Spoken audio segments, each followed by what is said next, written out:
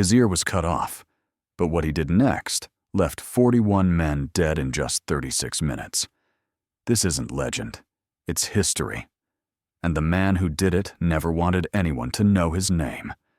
I'm here to tell you about Private John McKinney, and by the end of this story, you'll understand why this sharecropper's son from Georgia became one of the most lethal soldiers in World War II.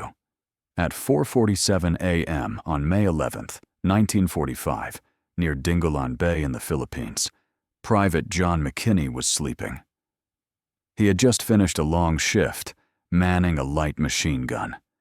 The jungle was quiet. He didn't know that approximately 100 Japanese soldiers were creeping through the darkness toward his position. And he didn't know that in 36 minutes, he would save his entire company from annihilation. McKinney was 24 years old. Born in Woodcliff, Georgia, he grew up dirt poor on a sharecropper's farm in Screven County. His family had nothing, no money, no land, not even enough food most days. So young, John learned to hunt. By age 12, he could hit a squirrel at 50 yards with a .22 rifle. Hunting wasn't a hobby for the McKinney family. It was survival. One missed shot meant going hungry. McKinney never missed. He only made it to 3rd grade. Reading and writing weren't necessary when you spent your days in the Georgia woods, learning to move silently, learning to track, learning to shoot. Those skills would save his life and the lives of every man sleeping around him that night in the Philippines. McKinney enlisted in November 1942. The Army quickly discovered 2 things about him. First, he could barely read or write. Second, he was one of the best marksmen they had ever seen. His qualification scores were exceptional. Drill sergeants noticed something else, too. He moved through terrain differently than other soldiers. Quieter, more aware, like he belonged in the wilderness. The 33rd Infantry Division shipped McKinney to the Pacific in 1943. He fought through New Guinea, survived malaria, survived dysentery, survived everything the Pacific Theater could throw at him. By May 1945, he was a veteran. Quiet, kept to himself, never complained. His fellow soldiers knew 2 things about John McKinney.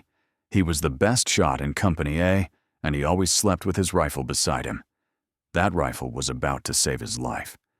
But before we get to what happened next, hit that like button. It tells YouTube to share this forgotten story with more people who need to hear it. Back to McKinney. The Japanese attack force had been watching Company A's outpost for days. They counted the Americans, timed the guard rotations, planned their assault down to the minute. The attack would hit just before dawn, when men are deepest in sleep and slowest to react. The vanguard slipped past the outer guard post undetected. Sergeant Fukutaro Mori led the advance element.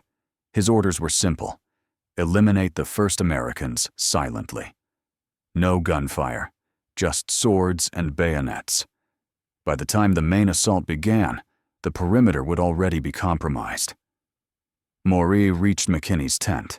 He could hear the American breathing inside. One quick strike would end this man's life before an alarm could be raised. At 4:51 a.m., Mori threw open the tent flap. The sword came down in a diagonal slash aimed at McKinney's neck. In the darkness, Mori misjudged the distance. The blade caught McKinney on the side of the head instead, severing part of his right ear. Blood sprayed across the tent canvas. McKinney's eyes opened to searing pain and the silhouette of a man standing over him with a raised sword. He had less than 1 second to react. Mori was already bringing the blade down for a second strike. This one would not miss. McKinney's hand found his M1 rifle in the darkness. He didn't aim. He didn't think. 24 years of survival instinct took over. He swung the rifle like a club. The butt caught Mori under the chin with enough force to shatter bone. The Japanese sergeant staggered. McKinney swung again. The second blow crushed Mori's skull. Outside the tent, McKinney could hear them. Footsteps. Dozens of footsteps moving fast through the camp. The main assault had begun. McKinney was bleeding badly from his ear. His head was ringing from the sword strike. And somewhere in the darkness, nearly 100 Japanese soldiers were coming to kill everyone he knew. He grabbed his rifle and stepped out of the tent. What he saw made his blood run cold. Japanese soldiers were pouring through the perimeter from the northeast, moving in waves toward the machine gun position 30 yards away. McKinney understood immediately. If they captured that gun and turned it around, they could rake the entire American camp with fire. Every man in Company A would die. McKinney ran toward the gun. Wait until you hear what happened when he got there. 2 Americans had been manning the machine gun when the attack started. Private James Hendricks took a bayonet wound in the first seconds. His comrade made a split-second decision: grab the wounded man and drag him to safety. It was the right call. Hendricks would have bled out. But it meant the machine gun was now undefended. 10 Japanese infantry reached the gun before McKinney could get there. They swarmed over the sandbag wall. One immediately began trying to turn the weapon around toward the American lines. The others provided security, rifles pointed outward, ready for any counterattack. McKinney didn't slow down. He didn't take cover. He didn't wait for backup. He sprinted directly at 10 enemy soldiers who had just captured the most important weapon in the outpost. The Japanese saw him coming, a single American, bleeding from a head wound, charging straight at them in the pre-dawn darkness. 2 raised their rifles. McKinney was faster. He shot the first man at 15 yards. The M1's report echoed across the camp. He shot the second at 10 yards. By the time he reached the sandbag wall, he had fired 4 rounds. 4 Japanese soldiers were down. He leaped into the gun position. The space inside was roughly 8 feet by 6 feet. 6 enemy soldiers were still alive in that confined area. Some tried to swing their rifles around. Others reached for bayonets. One was still fumbling with the machine gun's controls. McKinney landed among them and kept firing. Point-blank range. 3 more rounds into 3 more soldiers. Distances measured in inches, not yards. 1 round left in his rifle. The 8th man was directly in front of him, bayonet raised for a thrust at McKinney's chest. McKinney fired his last round. The soldier dropped, handed the M1. Garand's bolt locked back on an empty magazine with its distinctive metallic ping. 3 Japanese soldiers were still alive in the gun pit. They heard that sound. They knew what it meant. McKinney's rifle was empty. McKinney reversed his grip on the rifle before the empty clip had finished ejecting. He swung the weapon like an axe. The walnut stock connected with the first soldier's temple.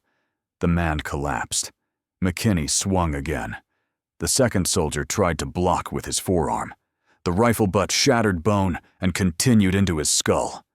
The third soldier lunged with a bayonet. McKinney sidestepped and brought the rifle down on the back of the man's neck.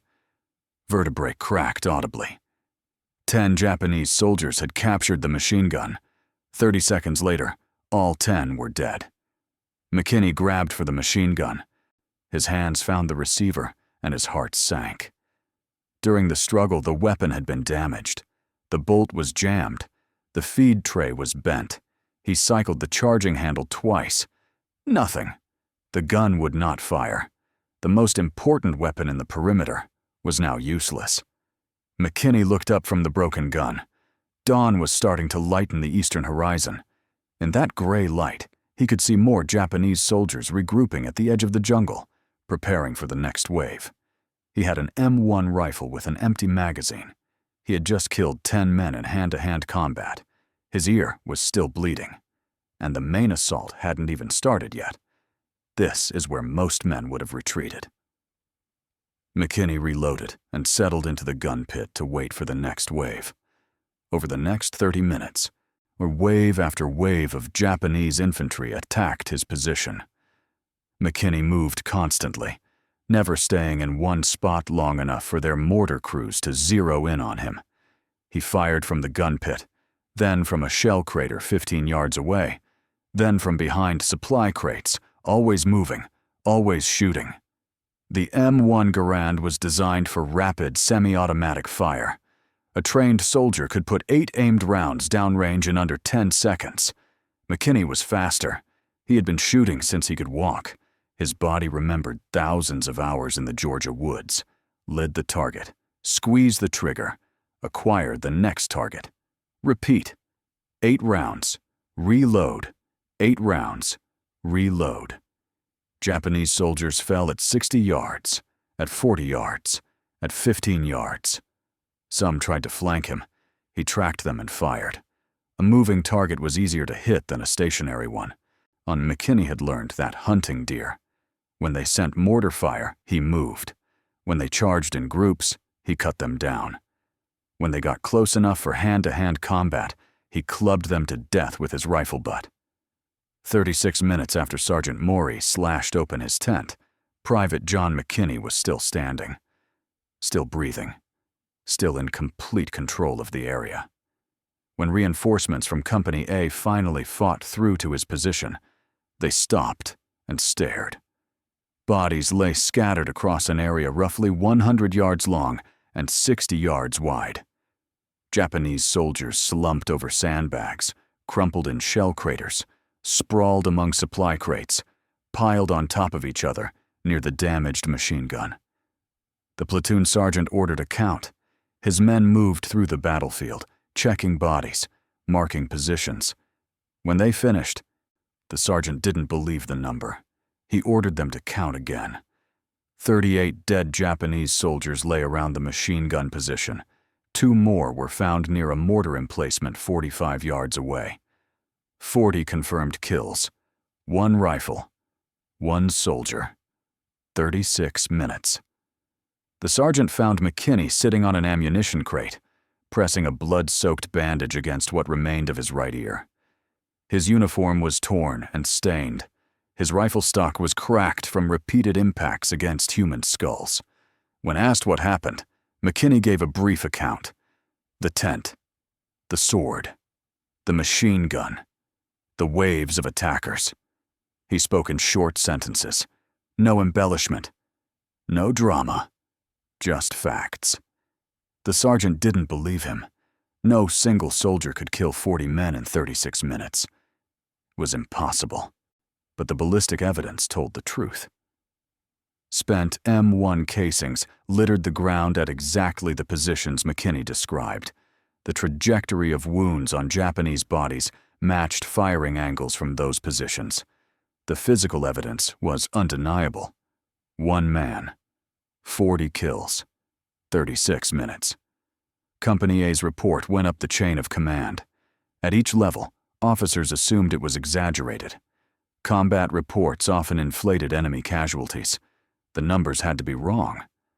The 33rd Infantry Division sent an investigation team. They interviewed McKinney, interviewed witnesses, examined the battlefield, counted the bodies again. Their conclusion was unavoidable. The report was accurate. Private John McKinney had single-handedly repelled an attack by approximately 100 Japanese soldiers.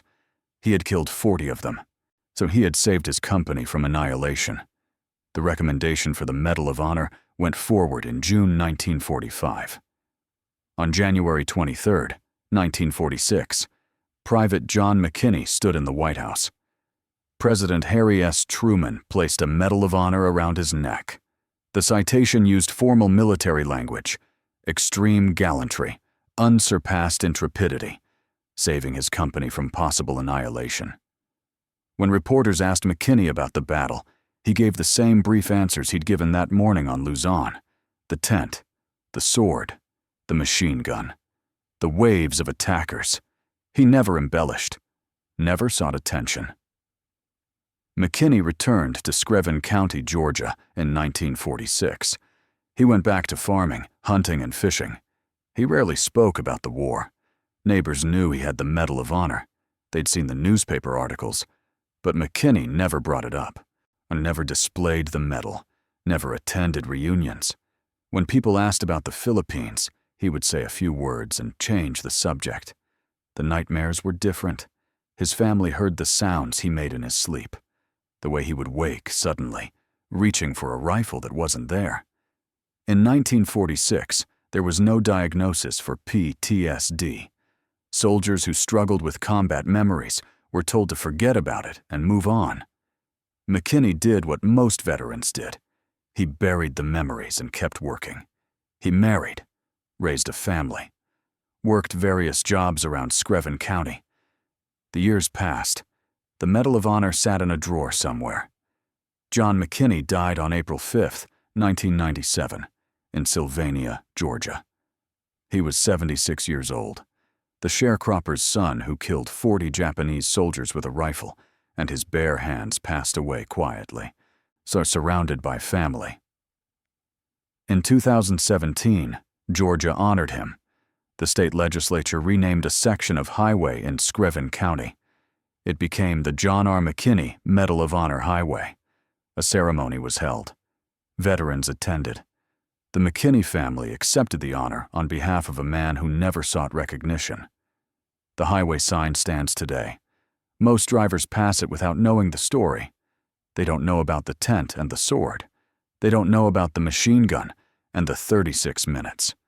They don't know that the quiet farmer who once lived nearby saved an entire company through an act of violence and courage that still defies belief.